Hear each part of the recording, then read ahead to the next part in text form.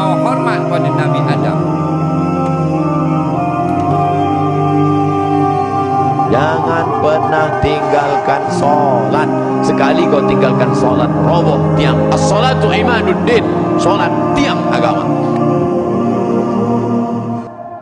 Solat bukan part time, sometime, next time, no time. Solat full time, on time, overtime.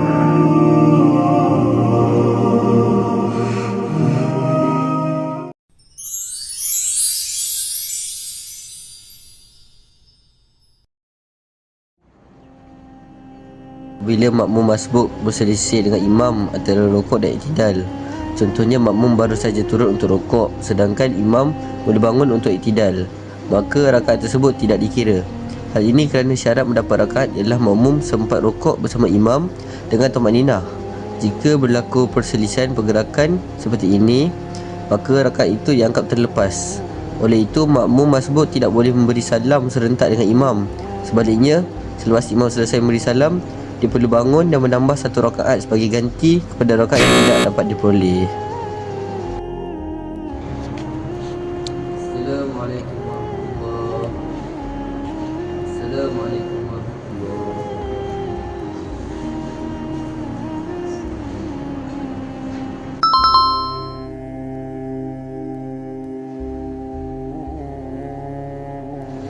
Apabila seorang makmum masbuk masa solat dan sempat turun rukuk bersama imam tetapi tidak sempat mencapai tumaninah, maka rakaat tersebut tidak dikira. Hal ini kerana syarat sah mendapatkan rakaat ialah bersama imam dengan rukuk serta tumaninah. Jika tumaninah tidak tercapai, maka makmum itu dianggap tidak mendapat rakaat tersebut. Oleh itu, setelah imam memberi salam, makmum masbuk tersebut perlu bangun dan menambah satu rakaat lagi sebagai ganti kepada rakaat yang tidak sempurna tadi.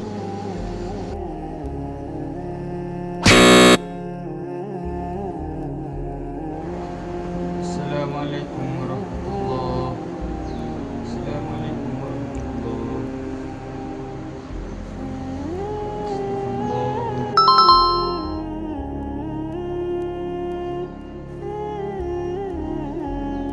Dia makmum masbuk sempat turun rukuk bersama imam dan mencapai tumakninah dalam rukuk tersebut, maka rakaat itu dikira untuknya.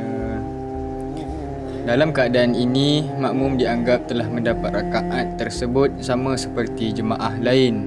Oleh itu, apabila imam memberi salam, makmum masbuk tidak perlu menambah rakaat bagi rakaat itu. Sebaliknya, hanya menambah baki rakaat yang memang tidak sempat diikutinya dari awal solat.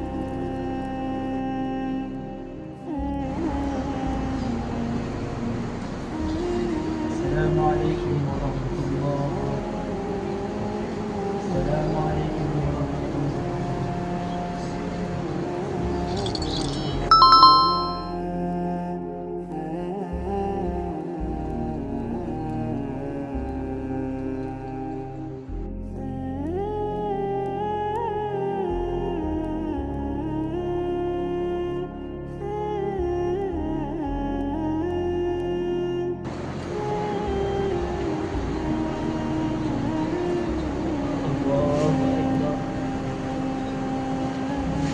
Seorang makmum muwafiq yang berada dalam saf tetapi tidak ikut imam sejak permulaan solat, sebaliknya leka di belakang dan hanya rukuk tergesa-gesa ketika imam rukuk, maka perbuatannya itu tidak dibenarkan. Solat makmum tersebut menjadi batal kerana dia sebenarnya seorang muwafiq, iaitu wajib membaca surah Al-Fatihah sepenuhnya sejak awal rakaat. Oleh itu, dia tidak boleh hanya rukuk mengejar imam, sebaliknya perlu menyempurnakan bacaan Al-Fatihah terlebih dahulu sebelum mengikut pergerakan imam.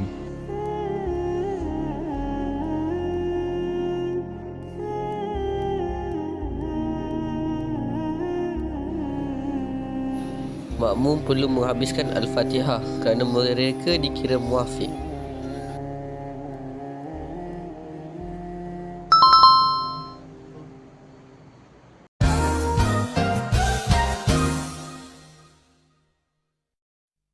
Was